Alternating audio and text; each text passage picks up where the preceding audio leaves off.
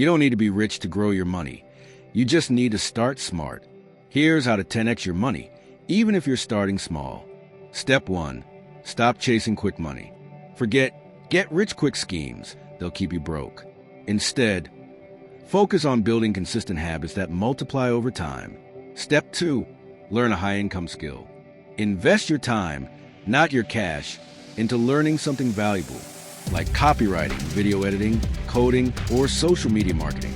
These skills can earn you $500 to $5,000 a month once mastered. Step 3. Use your income to buy assets, not liabilities. Don't upgrade your lifestyle. Upgrade your portfolio. Invest in ETFs, index funds, or even digital assets that appreciate over time. Step 4. Automate and reinvest. Set up automatic investments and reinvest every profit. That's how compound growth quietly builds wealth behind the scenes. Step 5. Create multiple income streams.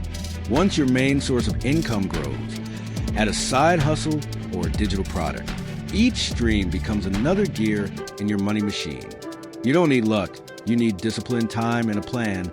Start small, stay consistent, and your money will grow faster than you think.